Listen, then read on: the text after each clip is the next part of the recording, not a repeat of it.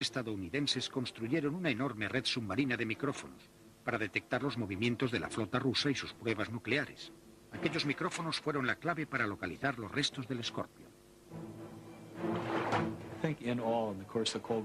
Creo que durante la Guerra Fría gastamos un total de 17.000 millones de dólares. No estamos hablando de calderillas, sino de mucho dinero para instalar esos micrófonos por todos los océanos del mundo.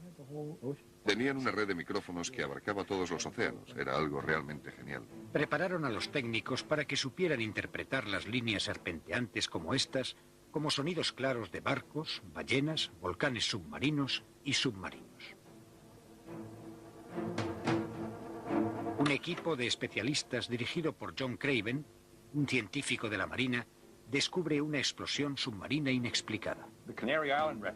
En los registros de las Islas Canarias aparecía un blip que podía estar relacionado con el Scorpion, o no. Y a continuación hubo 91 segundos de silencio. Y después una serie de 17 acontecimientos que podían ser las explosiones de varios compartimentos pertenecientes al submarino. Al parecer, esa misma secuencia en las grabaciones realizadas por unos micrófonos situados en el mar de Terranova, a 4.500 kilómetros de distancia, permitieron conocer el lugar donde tuvieron lugar las explosiones. Pero si fueron en el Scorpion, se presentaba un nuevo misterio por resolver. Lo que esperábamos era que si el submarino estaba siguiendo una ruta, el primer sonido ocurriría en este punto, y que el segundo estaría por delante de este, en dirección a casa, hacia Norfolk, y el tercero más hacia aquí, más en dirección a Norfolk, y así sucesivamente. Pero descubrimos que, sorprendentemente, los sonidos iban en dirección contraria, como si el submarino hubiese dado media vuelta y se dirigiese al Mediterráneo. ¿Había dado el Scorpion media vuelta? Y si lo había hecho, ¿por qué? La Marina tenía una explicación posible, pero la guardó en secreto durante 25 años. Finalmente, en 1993, la Marina hizo públicos sus hallazgos. La Marina cree que el escenario más probable se da cuando una dispersión de corriente eléctrica activa un torpedo a bordo. El capitán ordena un giro inmediato de 180 grados con el que espera activar un mecanismo de seguridad y desarmar el torpedo. Después la tripulación expulsa el torpedo. Pero no está desarmado. El torpedo comienza a buscar un blanco. Si no hay nadie más en las cercanías y el torpedo empieza a buscar, acaba encontrándote a ti. Probablemente sabían lo que estaba ocurriendo, ya que podían oír cómo se acercaba. Eran un poco más rápidos que el torpedo, y me imagino que intentaron dejarlo atrás.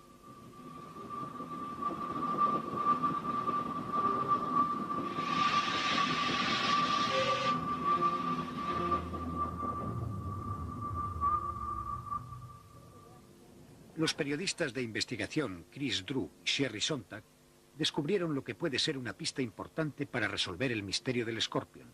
Durante el proceso revelaron un inquietante secreto de la Marina. Cuando la Marina hizo pública su versión de los hechos, que el Scorpion había sido destruido por uno de sus torpedos, yo trabajaba en el Chicago Tribune. Aquello fue un enorme reportaje de primera plana. Resulta que un hombre que lo leyó había estado como ingeniero en un laboratorio de pruebas de torpedos y recordó que habían tenido todo tipo de problemas de seguridad con ellos.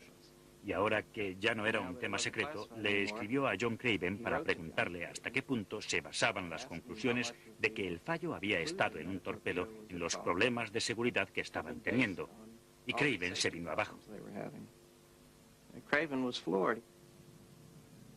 Craven había dirigido la investigación científica para resolver el misterio del Scorpion, y sin embargo nunca le habían mencionado los problemas con los torpedos.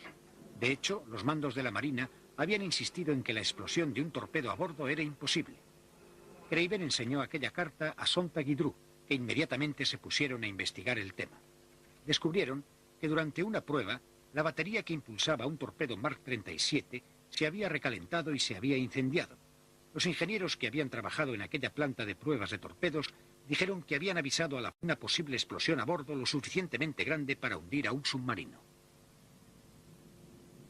Tan pronto empezaron a probar los componentes en el laboratorio, avisaron a los mandos navales de que aquellas baterías representaban un enorme peligro. Les dijeron que no había margen alguno para el error. Les dijeron que podían activarse parcialmente e incendiarse con demasiada facilidad. Los mandos navales hicieron caso omiso de ello. Hablamos con muchas personas que ya no están en contacto entre sí, que estaban presentes durante los incendios cuando se dio la alerta y todo lo demás. Estamos bastante seguros. No podemos afirmar que eso fue lo que le pasó al Scorpion, pero podemos decir que está claro que ese peligro existía. Quizá fue la explosión de un torpedo lo que hundió al Scorpion. O quizá fue un fallo del equipo que no había recibido la atención necesaria. Al no haber supervivientes, nunca lo sabremos con certeza.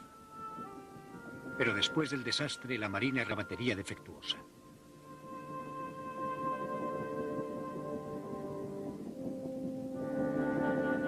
La Marina estadounidense no volvió a perder otro submarino.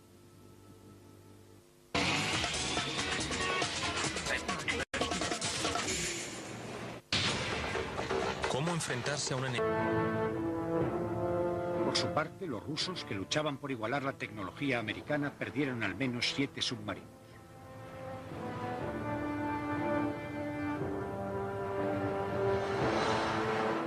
Cada tragedia soviética representaba en potencia una mina de oro de información secreta para Occidente. Los submarinos son pequeñas ciudades, y en esas pequeñas ciudades militares están los más altos secretos de Estado del gobierno soviético. Allí mismo. Pequeñas cápsulas en las que están concentrados allí mismo. Abajo, en el fondo del mar, esperando que vayamos a recogerlas. No hubo información secreta más valiosa durante toda la Guerra Fría. Y allí estaba. El problema estaba en recuperar aquellos secretos. Los batiscafos y las cámaras manejadas por control remoto de finales de los 60 y principios de los 70 estaban casi limitadas a hacer fotos. En cierto sentido, aquello le daba confianza a ambos lados. Cuando se tiran cosas al fondo del mar, existe la razonable presunción de que se quedarán allí. La idea de que alguien esté capacitado para ir al fondo del mar y recogerlas es bastante fantástica. ¿A quién se le ocurriría una cosa así? Por supuesto, a nosotros, los americanos, se nos ocurrió una cosa así.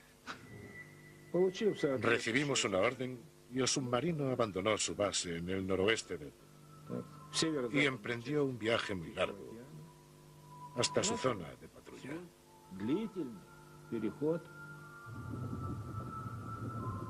Un submarino soviético cuyo nombre en clave es K-129 lleva 3 misiles nucleares.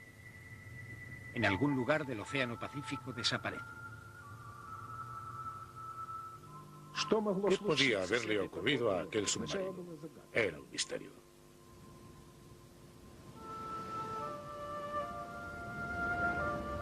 Un misterio que la Marina estadounidense no pudo resolver. Pero gracias a sus micrófonos submarinos, la Marina supo dónde yacía el submarino con sus misiles, sus torpedos y sus libros de claves. 5.000 metros por debajo de la superficie del Pacífico.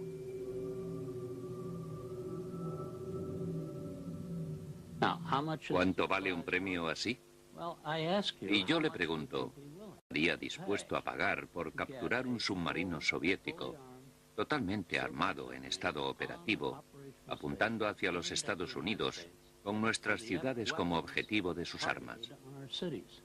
Me parece que eso vale muchísimo dinero y gastamos mucho dinero. Richard Nixon acaba de ser elegido por primera vez y el dinero para combatir el comunismo no era problema alguno. Al cabo de unos meses ordena a la CIA que se ponga a trabajar en la mayor operación secreta de la nación desde el Proyecto Manhattan. La seguridad es una preocupación importante. La detección podía precipitar una crisis internacional. Cuando nos disponemos a robar un submarino de otro país, es evidente que tratamos con unas relaciones muy sensibles. 2 retos son de vital importancia. Primero, no existe ninguna tecnología conocida que pueda realizar ese trabajo. Y segundo, la operación tiene que mantenerse en secreto para los soviéticos y para el público americano, por lo que es necesario buscar una buena historia para encubrirlo todo. Encontramos un ejemplo estupendo en Howard Hughes, que era reservado por naturaleza, que en el pasado había estado relacionado con ideas disparatadas, con el ganso de nieve e historias por el estilo, y que era realmente perfecto, y aceptó ser la tapadera. Hughes anuncia al mundo que va a construir una magnífica nave que recogerá las riquezas minerales del fondo del océano. Era una cosa muy plausible que un millonario amante de la tecnología quisiera ir a minar las profundidades con una especie de aspirador que pudiese recoger todos los nódulos de manganeso. Hughes le pone a su barco el nombre de Glomar Explorer. En el barco todo está hecho a medida. Después de todo, nadie había intentado jamás subir un submarino desde la profundidad del fondo del océano. El Glomar Explorer tenía 2 motores y múltiples propulsores para poder mantener su posición en aguas revueltas y con fuertes vientos. La parte central del barco es una enorme sala con un piso que se retrae y permite el acceso al océano que hay debajo. 300 tubos de metal de 20 metros serán ensamblados para bajar una enorme garra hasta el submarino soviético. En total, la garra, los tubos y el submarino inundado pesan casi 7.000 toneladas.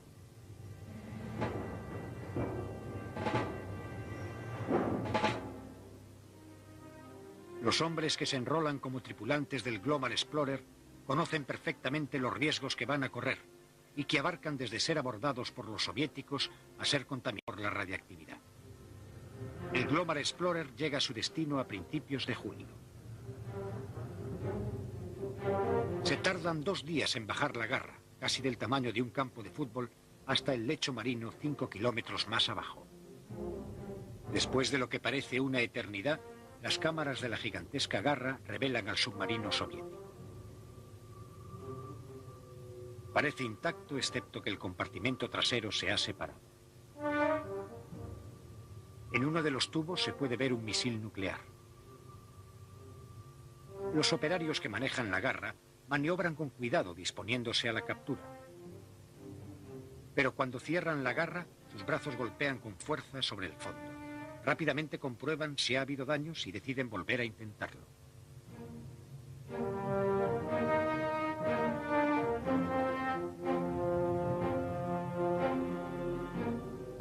La tensión aumenta cuando comienza la larga y lenta ascensión.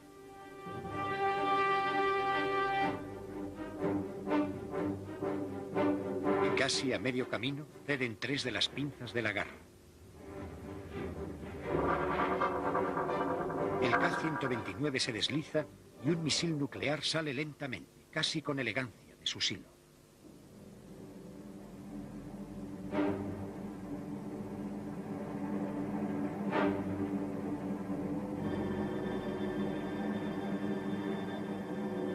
Antes de que llegue al lecho marino, el K-129 se despedaza.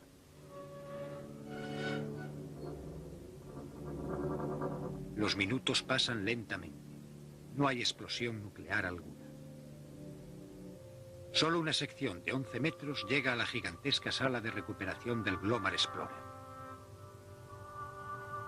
Libros de claves ni misiles. Hay partes de cuerpos. A bordo del Glomar, la CIA celebra un funeral por los rusos fallecidos. Esta filmación, entregada a Boris Yeltsin en 1992, fue el único reconocimiento oficial por parte de la CIA de que la operación se había realizado. Y entregamos sus cuerpos al mar.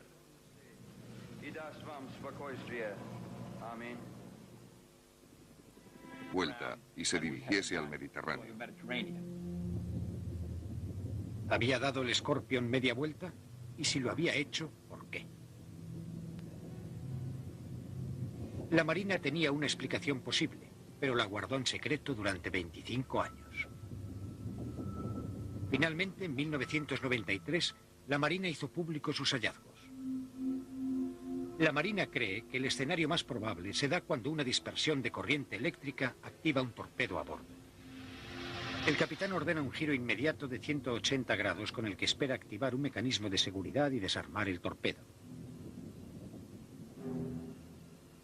Después la tripulación expulsa el torpedo. Pero no está desarmado. El torpedo comienza a buscar un blanco.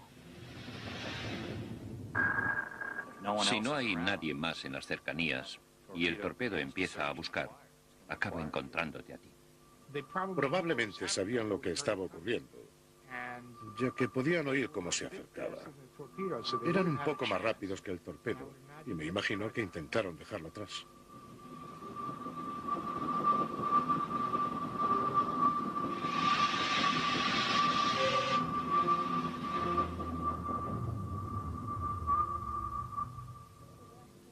Los periodistas de investigación Chris Drew y Sherry Sontag descubrieron lo que puede ser una pista importante para resolver el misterio del Scorpion. Durante el proceso revelaron un inquietante secreto de la Marina. Cuando la Marina hizo pública su versión de los hechos, que el Scorpion había sido destruido por uno de sus torpedos, yo trabajaba en el Chicago Tribune. Aquello fue un enorme reportaje de primera plana. Resulta que un hombre que lo leyó había estado como ingeniero en un laboratorio de pruebas de torpedos y recordó que habían tenido todo tipo de problemas de seguridad con ellos. Y ahora que ya no era un tema secreto, le escribió a John Craven para preguntarle hasta qué punto se basaban las conclusiones de que el fallo había estado en un torpedo en los problemas de seguridad que estaban teniendo. Y Craven se vino abajo. Craven había dirigido la investigación científica para resolver el misterio del Scorpion, y sin embargo nunca le habían mencionado los problemas con los torpedos. De hecho, los mandos de la Marina habían insistido en que la explosión de un torpedo a bordo era imposible. Craven enseñó aquella carta a Sontag y Drew, que inmediatamente se pusieron a investigar el tema. Descubrieron que durante una prueba, la batería que impulsaba un torpedo Mark 37 se había recalentado y se había incendiado. Los ingenieros que habían trabajado en aquella planta de pruebas de torpedos dijeron que habían avisado a una posible explosión a bordo lo suficientemente grande para hundir a un submarino. Tan pronto empezaron a probar los componentes en el laboratorio. Principios de los 70 estaban casi limitadas a hacer fotos. En cierto sentido, aquello le daba confianza a ambos lados. Cuando se tiran cosas al fondo del mar, existe la razonable presunción de que se quedarán allí. La idea de que alguien esté capacitado para ir al fondo del mar y recogerlas es bastante fantástica. ¿A quién se le ocurriría una cosa así? Por supuesto, a nosotros, los americanos, se nos ocurrió una cosa así. Recibimos una orden y el submarino abandonó su base en el noroeste y emprendió un viaje muy largo hasta su zona de patrulla.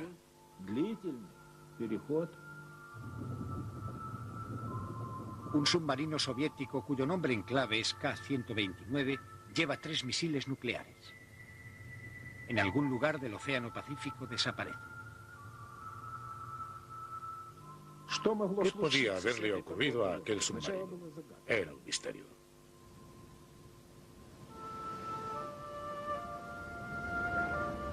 Un misterio que la Marina estadounidense no pudo resolver. Pero gracias a sus micrófonos submarinos, la Marina supo dónde yacía el submarino con sus misiles, sus torpedos y sus libros de claves. 5.000 metros por debajo de la superficie del Pacífico.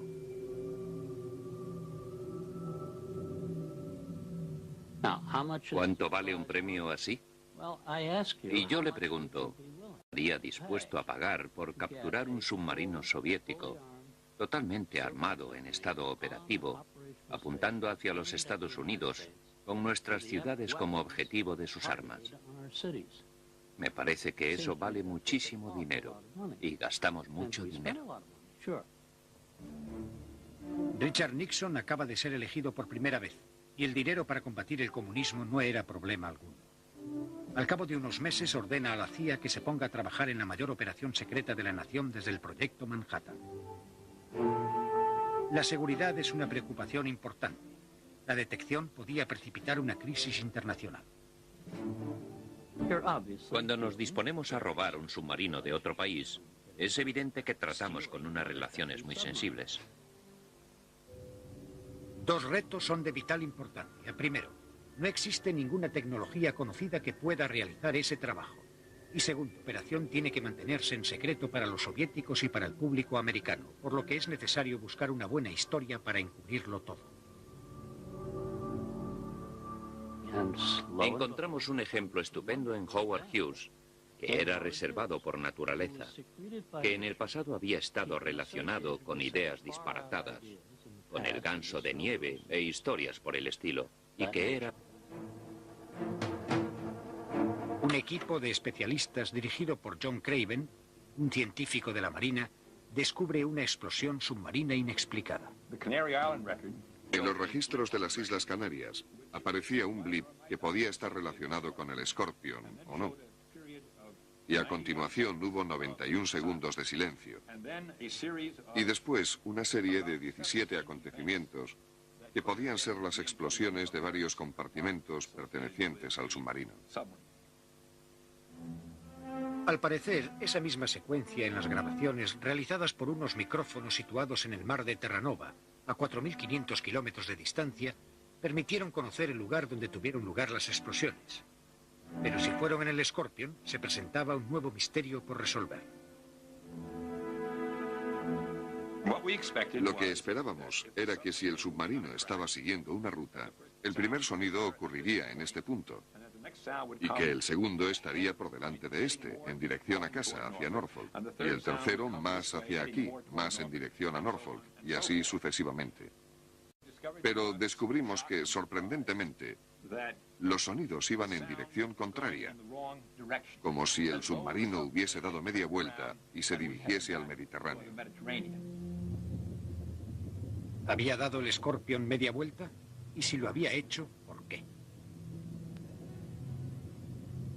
La Marina tenía una explicación posible, pero la guardó en secreto durante 25 años. Finalmente, en 1993, la Marina hizo público sus hallazgos. La Marina cree que el escenario más probable se da cuando una dispersión de corriente eléctrica activa un torpedo a bordo. El capitán ordena un giro inmediato de 180 grados con el que espera activar un mecanismo de seguridad y desarmar el torpedo. Después la tripulación expulsa el torpedo. Pero no está desarmado. El torpedo comienza a buscar un blanco. Si no hay nadie más en las cercanías y el torpedo empieza a buscar, acaba encontrándote a ti. Probablemente sabían lo que estaba ocurriendo, ya que podían oír cómo se acercaba. Eran un poco más rápidos que el torpedo, y me imagino que intentaron dejarlo atrás.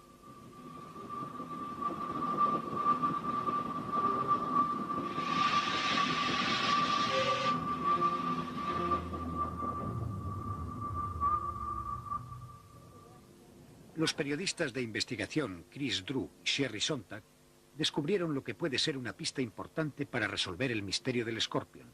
Durante el proceso revelaron un inquietante secreto de la Marina. Al la tecnología americana perdieron al menos 7 submarinos.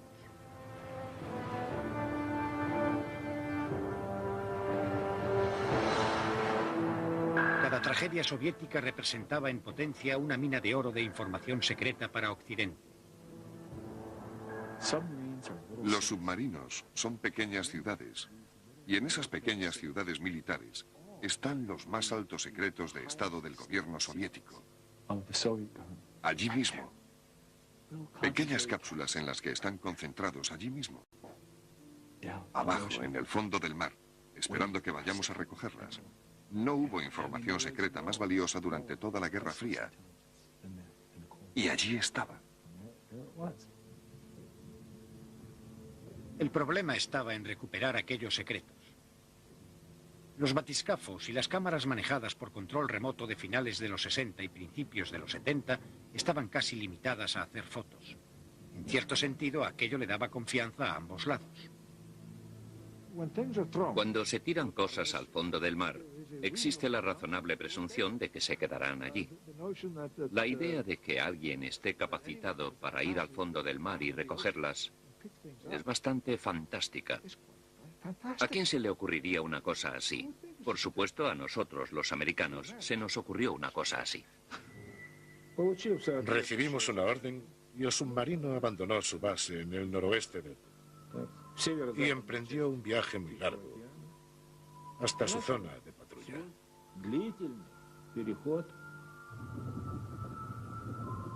Un submarino soviético cuyo nombre en clave es K-129 lleva 3 misiles nucleares. En algún lugar del Océano Pacífico desaparece. ¿Qué podía haberle ocurrido a aquel submarino? Era un misterio.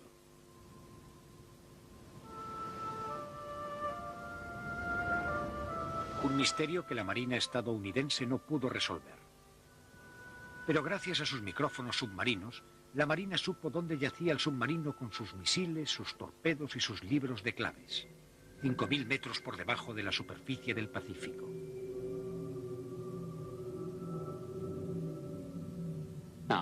¿Cuánto vale un premio así?